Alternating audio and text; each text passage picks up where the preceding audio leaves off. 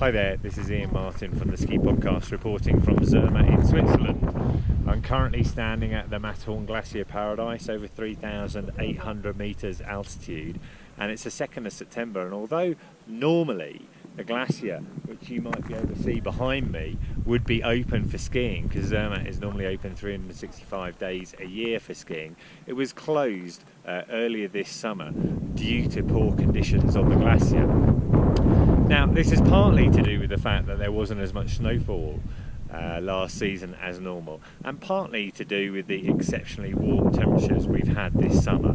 And the resort took the decision that it was no longer safe to allow people on the glacier due to the crevasses in the glacier becoming a bit more open, and also to do with the fact that the the drag lift, is secured on the glacier itself, and the lift itself was starting to flex and bend in the snow, in the ice itself. So they decided to close it off. Now, despite that fact, there is a lot going on out here.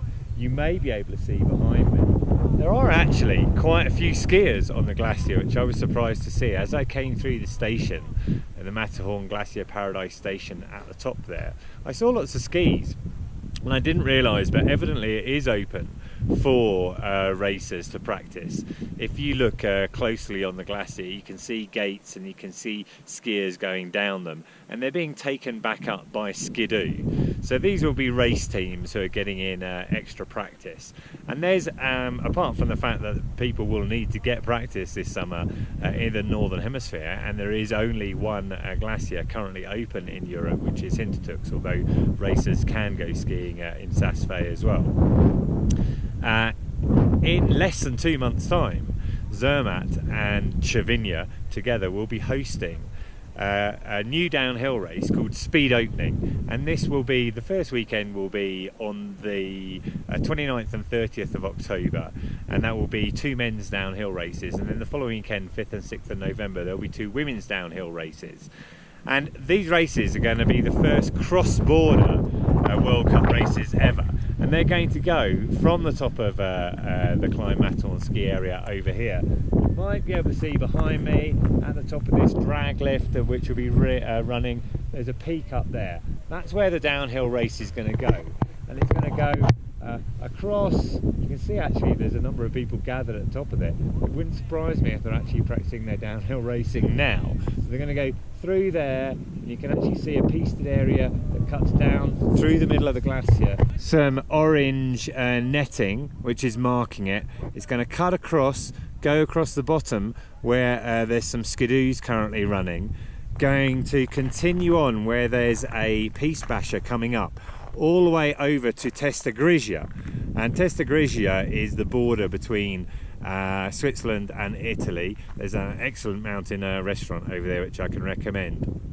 You can see a lot of work is going on there, and I'll come back to that in a minute. But from that point, the downhill race is going to continue over onto the Italian side and finish over in Italy. It'll be 4 kilometres in total in descent in terms of distance, and 1,000 metres vertical drop. Should be some spectacular jumps in there as well. I thought possibly they'd close the glacier here to protect it for that, but I met with the director of the race yesterday, who told me that that simply wasn't the case. It was for safety reasons. Now, he told me, I asked the elephant in the room question, is the race going to go ahead? Now, obviously 2 months ago anything can happen here. He told me they need 50 centimetres of new snow to be able to go ahead with the race. He also told me that as soon as they get 30 centimetres of fresh snow here on the glacier, then they'll be opening it to the public again. And really that's all they need, because it is snow and ice underneath. It's not loads of rocks, so they don't need a huge amount of snowfall, but they do need that snowfall. Now, fortunately, temperatures have dropped since the ridiculously warm temperatures this summer, where the zero isotherm reached 5,400 metres in Switzerland. So really we just have to keep our fingers crossed that that is going to happen. Now, I mentioned over there at Testa Grigia, you can see there's some cranes down there. There's a lot of work going on. Part of that is the Alpine crossing, and that is a continuation of the 3S lift that I've just come up on from Zermatt, which is going to go connect over to that point. meaning that actually it would make the whole area up here accessible for pedestrians from Italy. So you'd be able to come up from Cervinia up to Testa Grigia, then take the 3S lift over to climb Matterhorn, where we are at the moment, and then continue down to Zermatt. Now that work is underway. It's not due to complete and to open until spring 2023.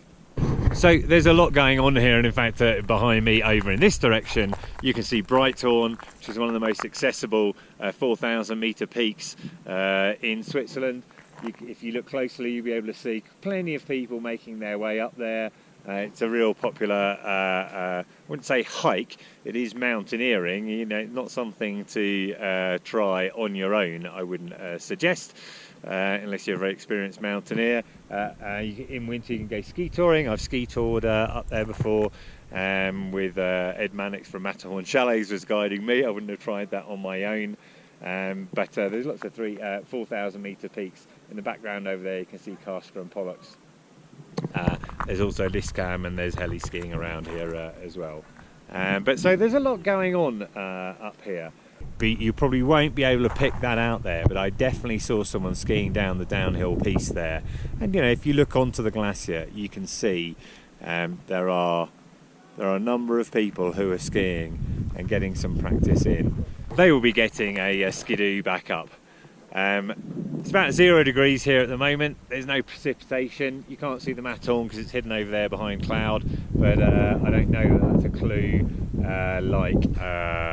when Mont Blanc has a hat on that it's about to snow, but it's certainly cold enough at the moment. There's no snow cannons up here, so they can't make their own artificial snow, which they can do on the Italian side.